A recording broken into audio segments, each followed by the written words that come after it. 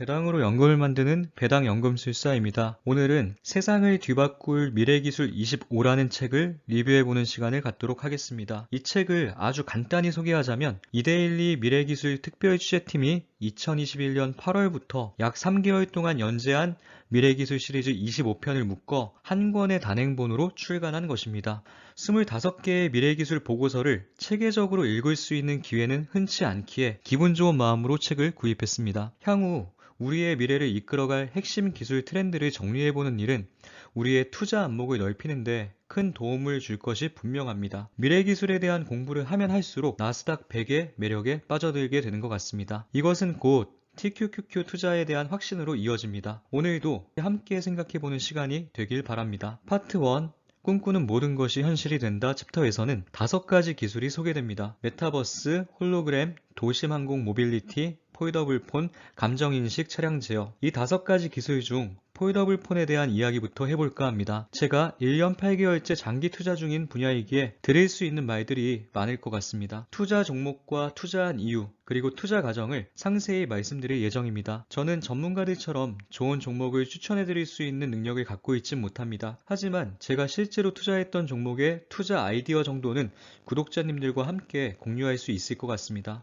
유튜브에서 기업 소개와 종목 추천 영상은 쉽게 접할 수 있어도 종목을 매수하기 전까지의 구체적인 사고 과정을 자세히 공유하는 영상은 찾아보기 어려운 것 같습니다. 사실 매수와 매도 및 보유에 대한 확신은 그 사고 과정이 얼마나 견고한지에서 비롯됩니다. 종목 자체에 대한 관심보단 사고 과정에 관심을 갖고 이야기를 끝까지 들어보신다면 장기 투자를 하고 계신 분들에겐 정말 좋은 자극이 될 수 있을 거라 확신합니다. 2019년 2월 21일 삼성전자가 세계 최초의 인폴딩 폴더블 스마트폰 갤럭시 폴드를 공개했었습니다. 삼성전자가 2011년 처음 접히는 디스플레이 플렉서블 디스플레이를 선보인 이후 8년이라는 긴 시간 동안 추가적인 연구개발 끝에 야심차게 내놓은 제품이었기에 세계적으로도 많은 주목을 받았던 핸드폰입니다. 2019년 4월 26일 정식 출시 예정이었지만 내구도 문제로 인해 글로벌 출시가 잠정 연기되는 초유의 사태가 발생하게 되면서 결국엔 9월이 되어서야 정식 출시가 되었습니다. 이후에도 제품 내구도 문제와 비싼 가격,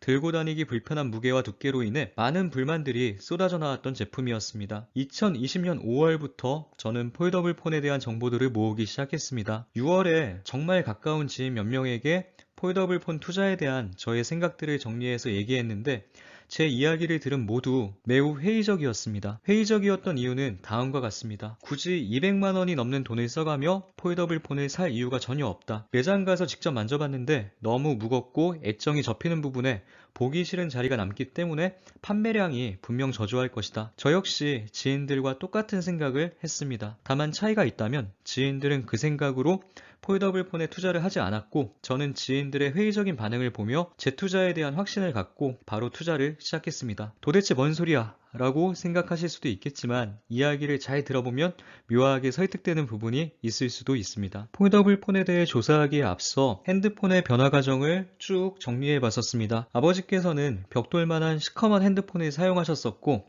그 이후 핸드폰이 중고생에게도 대중화되면서 저는 손바닥 크기만한 회색 플립 핸드폰을 사용했었습니다. 이후 덮개를 아래에서 위로 올리는 폴더폰이 유행했었습니다. 현재 출시되고 있는 폴더블폰은 액정이 접히는 기술로 이루어져 있지만 그 당시 폴더폰은 액정과 키패드가 분리된 상태로 접히는 점에서 큰 기술력의 차이가 있었습니다. 로버트 할리가 광고한 걸면 걸리는 걸리버가 대표적인 폴더폰입니다. 이걸 기억하시는 분은 아마도 최소한 제 또래 이상일 겁니다. 이후 흑백이던 화면에 16색, 64색, 256색과 같이 다양한 종류의 색깔들이 입혀지면서 화면이 흑백에서 알록달록하게 변해갑니다. 이때 스카이라는 브랜드의 핸드폰이 상당히 유행이었습니다. 2001년에 친구가 주머니에서 꺼낸 외장 카메라를 스카이 폴더폰에 장착해서 사진을 찍는 모습을 봤을 때 엄청난 충격을 받았던 기억이 납니다. 다른 핸드폰에 비해 많이 비싼 핸드폰이었지만 피사체의 움직임보다 1초가량 딜레이가 생겨서 모두 큰 실망을 했었습니다. 핸드폰으로 사진을 찍는다고? 디지털 카메라가 있는데 뭐하러 카메라 성능도 안 좋은 비싼 핸드폰을 사냐? 외장 카메라가 달린 최초의 카메라 핸드폰을 접했던 당시 사람들의 반응은 모두 회의적이었습니다. 제가 이 이야기를 꺼낸 이유를 대충 짐작하시겠죠? 그로부터 불과 몇 년 후 카메라 없는 핸드폰은 찾아볼 수 없게 되었습니다. 더 이상 변화가 없다고 생각이 들 때쯤 모든 핸드폰 회사가 경쟁하듯 폴더폰의 크기를 줄여나가기 시작합니다. 그때 정우성이 광고한 모토로라의 미니모토가 잠시 유행했던 기억이 납니다. 이후 슬라이드폰이라는 게 유행을 했었습니다. 미끄러지듯이 올려 여는 핸드폰이었죠. 그 이후 혁명적인 변화가 일어나죠. 맞습니다. 스마트폰이 등장합니다. 약간씩의 차이는 있겠지만 많은 분들께서 공감하시는 핸드폰의 변화 과정일 겁니다. 재미삼아 살펴본 핸드폰 변화 과정 속에서 뭔가 느껴지는 거 없으신가요? 우리들의 일반적인 생각과는 달리 지금까지 핸드폰의 변화 과정을 주도해온 것은 소비자가 아닌 제조사라는 점이 중요합니다. 영향력 있는 한 제조사가 판을 한번 흔들면 나머지 제조사는 뒤처지지 않기 위해 그 흐름을 따라갑니다. 그러면서 유행이 만들어져 왔습니다. 소비자가 만든 유행이 아닌 제조사가 만들어낸 유행입니다. 전 세계 스마트폰 시장에서 지난 몇 년 동안 카메라 개수만 조금씩 늘려왔을 뿐 이렇다 할 만한 큰 변화는 없었습니다. 삼성전자의 폴더블 폰은 판을 흔들기 위한 시도입니다. 이젠 애플도 카메라 개수만 늘리지는 못할 겁니다. 판매량이 저조하다고 해서 본인들이 흔든 판을 원래대로 돌릴까요? 쏟아부은 시간과 연구개발 비용을 생각해본다면 그럴 가능성은 전혀 없다고 생각합니다. 사람들의 반응을 살펴보며 어느 정도 경쟁력을 갖췄다고 생각하는 순간 삼성전자의 주력 제품은 폴더블 폰이 될 것입니다. 제가 초기에 제작한 영상에서 저는 반드시 일어날 미래에 투자하기 위해 노력한다고 말씀드렸었습니다. 저는 폴더블 폰으로의 변화를 반드시 일어날 미래라고 생각했습니다. 하지만 주변의 많은 사람들은 그 선택이 소비자에게 달려있다고 생각하는 것 같았습니다. 그 사람들의 생각이 깨지게 되는 순간이 주가가 크게 상승하는 시점이라고 판단했습니다. 따라서 오랜 기다림이 될지라도 다른 사람들이 제가 했던 사고 과정을 거친 후 제 생각에 동의하는 시점이 올 때까지 먼저 가서 기다리겠다는 생각으로 투자를 시작했습니다. 먼저 가서 홀로 기다리는 것이 위험한 투자법인 것 같지만 생각 외로 남들을 따라가는 것이 훨씬 더 위험한 경우가 많습니다. 삼성전자 매출에서 폴더블 폰이 차지하는 비중은 생각만큼 크지 않을 것이므로 삼성전자는 폴더블 폰 투자 대상에서 제외했으며 폴더블 폰 커버 윈도우 소재로 사용 가능한 UTG 제조기업과 액정을 접는 기술인 힌지 제조기업에 대해 조사했습니다. 이 중 제가 투자한 기업은 파인테크닉스라는 내장 힌지 제조기업입니다.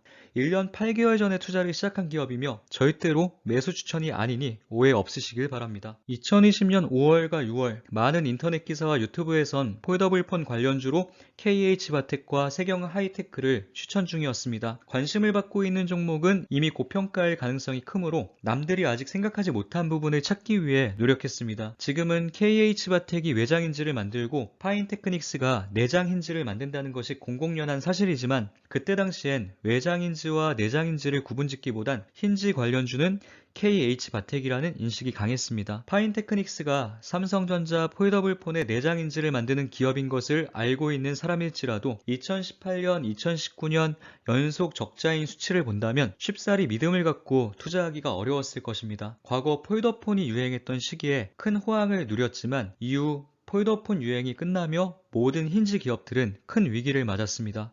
하지만 파인테크닉스는 힌지 사업 이외에도 LED 조명 분야에서 시장 지배력을 갖고 있었기에 LED 조명 시장의 꾸준한 성장을 바탕으로 위기를 극복할 수가 있었습니다. 파인테크닉스의 경우 폴더블 폰에 대한 사람들의 기대 자체가 별로 없었던 종목이었으므로 제 생각이 틀렸다고 할지라도 큰 손해를 볼 가능성이 적을 것이라고 판단했습니다. 이미 긍정적으로 생각하고 있는 사람들이 많을수록 하방이 크게 열리며 이미 부정적으로 생각하는 사람이 많을수록 상방이 크게 열린다고 생각합니다. 주변 사람들 모두 폴더블 폰의 회의적인 상황이었으므로 앞으로 매도할 사람보단 매수할 사람이 훨씬 많을 것이란 확신이 생겼던 것입니다. 많은 사람들이 갤럭시 폴드에 실망한 시점에 진행한 투자였기에 제 투자가 큰 손실로 이어질 가능성은 적은 반면 폴더블 폰 시장이 개화되면 큰 수익으로 이어질 가능성이 매우 컸습니다. 따라서 투자를 망설일 이유가 전혀 없었습니다. 2020년 6월 30일부터 분할 매수를 시작했는데 화면에서와 같이 주가가 오르는 듯 하다가 모든 수익을 까먹고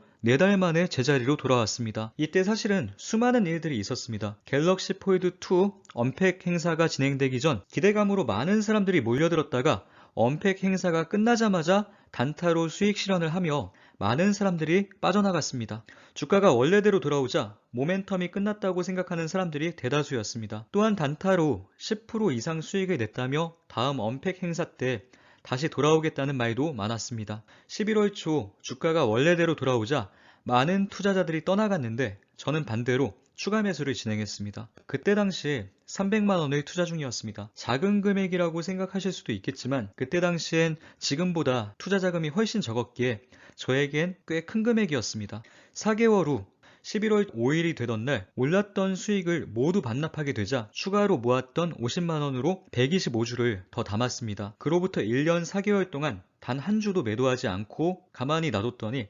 350만원은 1100만원을 넘어서게 되었습니다. 파인테크닉스를 처음 매수하면서 삼성전자가 흔들어 놓은 판의 변화에 모든 기업들이 대응할 수밖에 없는 시점이 오기 전까지는 절대로 매도하지 않겠다고 다짐했었습니다. 중국 기업들은 이미 그 변화에 큰 움직임들을 보이고 있었으며 애플마저 그 판의 변화에 대응하기 위한 노력을 기울이고 있는 것으로 보입니다. 인내심으로 수익률 100%를 넘기게 되면 그 이후부터는 주가 흐름에 크게 연연하게 되지 않는 것 같습니다. 웬만해선 손해를 보지 않겠다는 확신이 생기게 되는 순간 주가 하락에도 매도 욕구가 쉽사리 생겨나지 않습니다. 우리는 꾸준한 상승을 기대하지만 그런 건 애초에 존재하지 않습니다. 성장이 아무리 확실한 분야도 물결치는 하락과 상승을 반복하며 성장을 해나갑니다. 저희 어머니께서는 저보다 매수가 늦으셔서 노란색으로 표시한 지점의 고점에서 매수를 하셨습니다. 6개월 정도 마이너스 수익률로 보유 중이셨지만 지금 돌이켜보면 모든 시간이 매수 찬스였습니다. 성장하는 종목은 시간이 흐르게 되면 최고점조차도 저점으로 만들어버릴 수 있는 능력을 갖추고 있습니다. 그 정도 확신을 가질 수 있는 기업에만 투자해야 합니다. 오랜 기간 마이너스 수익률을 기록하고 있을지라도 확신을 갖고 버틸 수 있는 것은 매수 전에 그만큼 많은 준비를 했기 때문입니다. 주가 하락으로 마음이 많이 흔들린다면 그만큼 공부하고 준비해서 매수한 종목이 아니었을 가능성이 큽니다. 그 정도 확신이 없다면 매수하지 않는 게 더 나은 선택일지도 모릅니다. 국내 중소형주 투자의 경우 주가 변동성이 정말 크므로 아무리 좋은 종목도 오랜 기간 마이너스 수익률을 기록하는 경우가 허다합니다. 투자 공부가 수익률을 보장해주는 것은 아니지만 투자가 내 뜻대로 흘러가지 않을 때 참고 버틸 수 있는 힘을 길러주는 것은 확실합니다. 주가가 하락 또는 횡보를 하며 모두가 지쳐 떨어져 나가고 나면 정말로 그 종목에 대한 신뢰를 갖고 있는 사람들만 남게 됩니다. 그 순간부터가 진짜 반등의 시작입니다. 좋은 종목을 찾을 수 있는 능력만으로는 큰 수익을 누리기 어렵습니다. 버티는 능력까지 겸비된 사람만이 수백 프로의 상승을 누릴 수 있습니다. 운이 좋게도 좋은 종목을 매수할 기회가 찾아오기도 하지만 그 종목을 장기간 보유하며 큰 수익을 만들어가는 것은 운으로 해낼 수 없는 영역입니다. 보유하는 것도 매수와 매도처럼 연습이 필요합니다. 다시 폴더블폰에 대한 이야기로 넘어와 보겠습니다. 폴더블폰과 관련한 국내 종목들의 주가는 이미 많이 올랐습니다. 앞으로 지속적으로 성장할 분야이지만 더 오르기를 기대하며 달리는 말에 올라타는 것은 위험합니다. 이미 놓친 경우엔 조금도 미련을 가질 필요가 없습니다. 지금과 같은 상황에선 폴더블폰 관련 국내 종목을 찾아 투자하는 것보다 애플에 투자하는 게 차라리 더 나은 선택일 수 있습니다. 삼성전자가 폴더블폰을 먼저 출시한 것이 애플에게 악재일까요? 애플 입장에선 오히려 잘된 일일 수도 있습니다. 2019년 갤럭시 폴드가 내구도 문제가 있는 완성도 낮은 제품을 출시하며 한계를 보여줬고 2021년에 출시한 갤럭시 Z 플립 3는 큰 인기를 끌며 폴더블 폰도 작고 예쁠 수 있다는 가능성을 보여주었습니다. 애플은 기업 이미지 타격 없이도 내구도 문제에 힘써야 한다는 것을 깨달았고 시행착오 없이도 사람들이 좋아할 만한 디자인을 파악하게 되었습니다. 제가 애플 CEO라면 절대 서두르지 않을 것 같습니다. 대신 시행착오를 거쳐주는 고마운 경쟁자가 있기에 굳이 완성도 낮은 제품을 출시해서 브랜드 이미지를 깎을 이유가 없습니다. 어느 정도 완성도가 높아진 제품을 출시해서 역시 애플은 다르다는 평가를 받는 게 더 좋은 선택일 것입니다. 삼성전자가 폴더블폰 시장을 조금씩 넓히고 있는 것이 애플에겐 악재가 아니라 호재라고 생각합니다. 어느 정도 완성도를 높인 완전히 새로운 제품군이 출시되면 핸드폰 변화 주기는 이전보다 단축될 것입니다. 또 한 번의 매출 점프로 이어질 것이라고 생각합니다. 애플카도 비슷한 관점으로 바라보고 있습니다. 애플은 앞으로도 성장할 가능성이 정말 큽니다. 저는 이런 생각으로 TQQQ를 보유하고 있습니다. 마이크로소프트는 2012년부터 2021년까지 단 한 해도 빠짐없이 주가가 꾸준히 우상향해 왔습니다. 지난 10년 동안 주가가 무려 15배 정도 상승했습니다. 많은 사람들이 꿈꾸는 이상적인 장기 투자 종목입니다. 투자를 안 할 이유가 없습니다. 이런 마음으로 마이크로소프트를 매수했던 사람들은 대부분 장기 보유에 실패했을 것입니다. 화면에서와 같이 1년 단위로 볼 땐 꾸준한 우상향이지만 하루 단위로 볼 땐 대부분의 기간이 재미없는 횡보였습니다. 2018년 8월부터 12월까지 4달 동안의 주가 하락 기간에 수많은 사람들은 어떤 생각을 했을까요? 내가 매수하기만 하면 늘 이딴 식이야 라는 생각을 하며 질려서 던져버린 사람들이 생각보다 많을 것입니다. 매도하신 분들께는 안타까운 일이지만 2019년엔 60%에 가까운 대상승이 일어났습니다. 올해도 15%는 오르겠지라는 기대로 접근하는 사람들은 이슈로 인해 주가가 흔들릴 때마다 마음이 함께 흔들릴 것입니다. 수익률 15% 달성을 목표로 잡게 되는 순간 주가 상승과 하락에 예민해질 수밖에 없습니다. 반면 마이크로소프트라는 기업을 제대로 조사해본 후 5년 후, 10년 후 이 기업이 가질 가치에 대한 확실한 확신이 생겨 투자를 시작한 경우엔 당장의 주가 흐름이 그리 중요하지 않을 겁니다. 마이크로소프트가 82조짜리 게임 개발사 액티비전 블리자드를 인수한 것이 구독형 클라우드 게임 서비스인 게임 패스의 컨텐츠 질을 높여 성장성을 극대화할 수 있다는 믿음, VR, AR을 융합한 혼합현실 개발을 위한 노력들, 메타버스의 예고편인 마인크래프트가 이미 초등학생들을 중심으로 세계 1억 2,600만 명의 유저를 보유하고 있으므로 작정하고 나선다면 메타버스 시대를 선도할 기업 중 하나가 될 것이라는 확실한 믿음. 이처럼 기업에 대한 조사와 산업에 대한 학습을 통해 마이크로소프트의 성장성과 앞으로 바뀌어 나갈 미래에 대한 확신을 갖는다면 금리 인상이나 전쟁으로 인한 주가 하락으로부터 조금은 마음이 편해질 수 있을 것 같습니다. TQQQ에 대한 투자 확신도 덤으로 가질 수 있습니다. 세상을 뒤바꿀 미래기술 25라는 책을 읽으면서 미래기술에 대해 공부하려는 이유도 결국엔 흔들림 없는 확신을 갖기 위함입니다. 오늘은 투자 아이디어를 얻는 방법과 투자 공부의 필요성을 강조하다 보니 미래기술 소개를 많이 못해드린 것 같아서 아쉬움이 남긴 하지만 투자 공부의 필요성을 느끼시는데 조금이라도 도움이 되셨길 바랍니다. 다음 영상에서 조금 더 다양한 미래기술에 대해 이야기를 나누도록 하겠습니다. 감사합니다.